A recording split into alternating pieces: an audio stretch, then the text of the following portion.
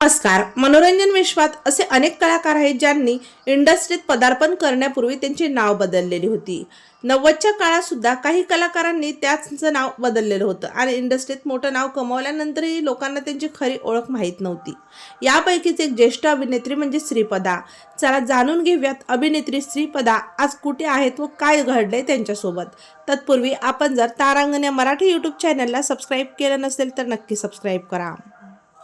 श्रीपदा यांनी 90च्या काळात अनेक हिंदी सिनेमांमध्ये काम केले. यामध्ये बंटवारा, आग के शोले, खून की प्यासी, बेवफा सनम, वक्त की रफ्तार, शैतानी, इलाका अशा अनेक चित्रपटांमध्ये त्यांचा समावेश होता. त्यांना ब्रिगेड चित्रपटातील श्रीदेवी असंही म्हटलं जायचं. श्रीपदा यांनी त्यांच्या सौंदर्याने आणि अभिनयाने प्रेक्षकांचं लक्ष वेधून घेतलं होतं.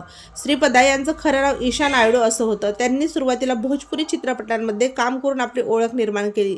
श्रीदेवी आणि जयाप्रदा यांच्या नावावरून त्यांनी श्रीपदा हे नाव स्वतःचं ठेवून घेतलं. अनेक चित्रपटांमध्ये त्या मुख्य भूमिका देखील झळकल्या. मात्र बॉलिवूडमध्ये त्यांचं करिअर फारसं यशस्वी ठरलं नाही.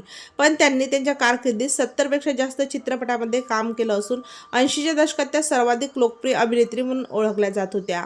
शेवटी श्रीपदा यांनी टीव्ही मालिकांमध्ये काम केलं. मात्र मोठ्या पडद्यावर कमबॅक करण्याची इच्छा अपूर्णच राहिली व 2021 साली त्यांचं कोरोनासारख्या गंभीर आजारामुळे निधन झालं. इतकंच नाही तर त्या कॅन्सरसारख्या गंभीर आजारानेही त्रस्त होत्या.